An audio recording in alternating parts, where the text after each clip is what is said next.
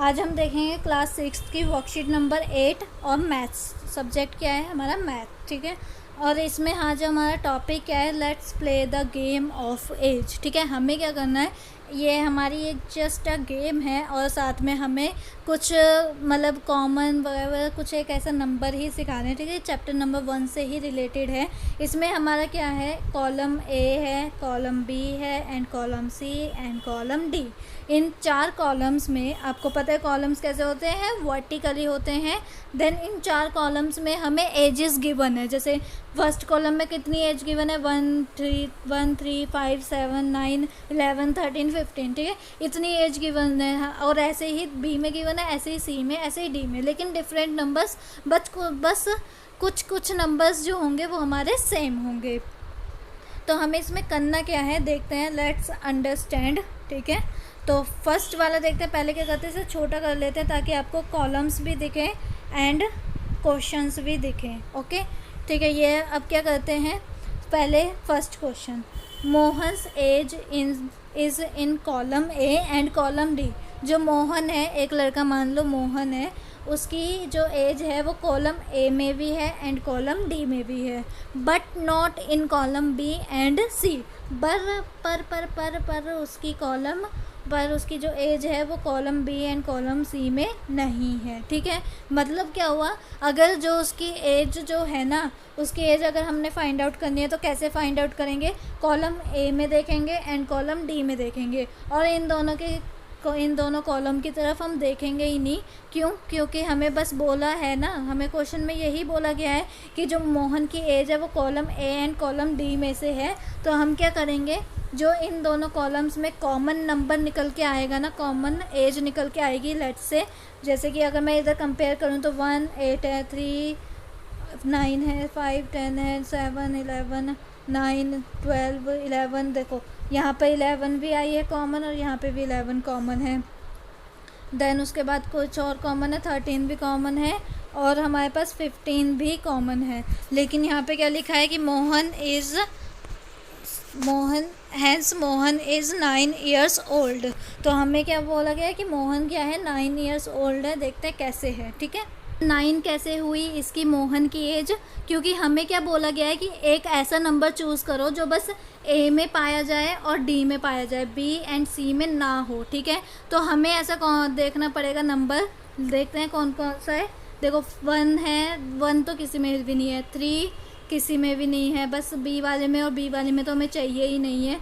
5 तो सी में है तो वो तो हमें नहीं चाहिए, डी में चाहिए था। 7 भी डी में नहीं है, 9 डी में है। ठीक है, 9 डी में है तो हम क्या करते हैं, 9 को साइड में लिख लेते हैं क्योंकि वो डी में है, दोनों डी में है, लेकिन बी और सी में नहीं है। देखो बी में भी नहीं है कहीं पर भी 9 और सी में भी 9 नहीं है। इनकी कंडीशंस को फुलफ़िल करना पड़ेगा। जैसे कि क्या बोला कि मोहन की एज ना column A and column D में तो है लेकिन बी और सी में नहीं है। तो column A and column D में तो कोई ऐसे नंबर्स भी हो सकते हैं जो column B and column C में हो, है ना। तो ज़रूरी तो है ना कि उसका मतलब कि 11 हो या फिर 13 हो या फिर 15 हो। देखो 15 जो है वो तीनों में है, तीनों में आ रखे हैं, तो इसका मतलब 15 तो उसकी एज हो ही नहीं सकती क्योंकि बी एंड सी में तो नहीं होनी चाहिए। एंड ऐसे ही देखो 13, अब 13 ए में भी है और डी में भी है, लेकिन और साथ में सी में भी है, तो 13 भी उसकी एज नहीं हो सकती। क्यों नहीं हो सकती? क्योंकि जो 13 है अगर वो बस ए एंड डी में होता तब तो चलता, लेकिन वो सी में भी दे दिया तो वो नहीं चलेगा। अब यहाँ पर देखो और कोई ऐसा नंबर है 11, तो 11 देखो यहाँ पर ए में भी है, डी में भी है और साथ में इन्होंने बी में भी दे दिया, इसलिए ये कट हो गया। ठीक है, अब 9 ही बचा है जो ए में है और डी में है, तो इसका आंसर आ गया 9 years old है। अब देखते हैं बी वाला कि Ruhi's age is in column B only. Column B में ही रूही की एज छिपी हुई है। तो देखते हैं बिना आंसर को देखे हुए, तो देखो यहाँ पर 2 देखो किसी में भी नहीं है, तो 2 उसकी एज होगी। ठीक है, यहाँ पर भी देखो 2 ही लिखा है। Hence Ruchi is 2 years old। ठीक है, रूही इज़ 2 years old। अब आते हैं थर्ड वाले पे, तो थर्ड वाला क्या कह रहा है, Taranjot's age is in column A. ठीक है, टिक कर लेते हैं। कॉलम बी, ठीक है, एंड कॉलम डी। ठीक है, तीनों में है लेकिन उसकी कॉलम सी में एज नहीं है, ठीक है। तो इसका मतलब जो तीनों, इन तीनों में कॉमन एजेस होंगी ना, वो ही हमें निकालनी पड़ेगी। अगर वो कॉलम सी में भी हुई तो वो नहीं चलेगी।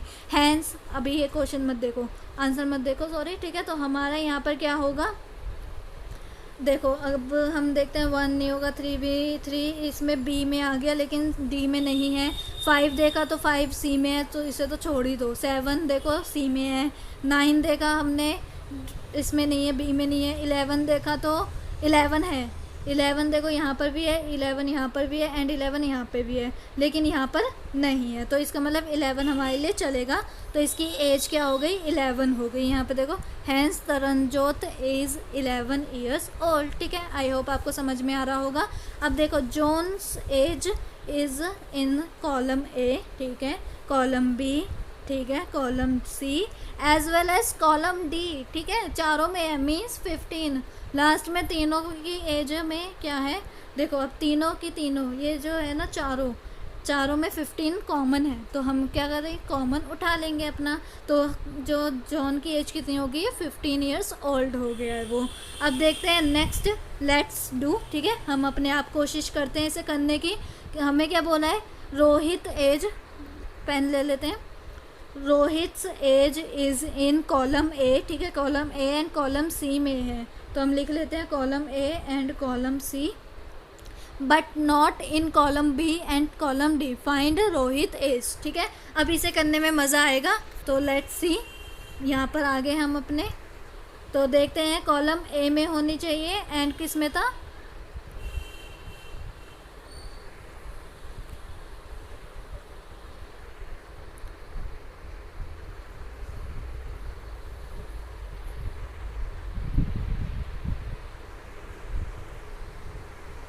कॉलम ए में होनी चाहिए और कॉलम सी में होनी चाहिए, लेकिन column B and column D में नहीं होनी चाहिए रोहित की एज। तो हम क्या देखते हैं, कॉलम ए एंड सी का कोई एक कॉमन नंबर देखते हैं। जैसे कि 1 तो किसी में नहीं है, 3 बी वाले में है तो चलेगा नहीं, 5 है, चलो 5 तो इधर भी है और इधर भी है। अब देखते हैं, 5 बी में है, बी में 5 नहीं है, डी में 5 है, डी में भी 5 नहीं है। मीन्स कि रोहित की एज क्या हो गई है, 5 हो गई है रोहित की एज, ठीक है। अब आते हैं सेकंड वाले क्वेश्चन पे। तो Salman's age is in column B and column C and column D, मतलब तीनों में है लेकिन एक में नहीं है, कॉलम ए में नहीं है। तो हम निकाल लेते हैं, किस में नहीं है, कॉलम ए में नहीं है, कॉलम बाकी सारी कॉलम्स में है।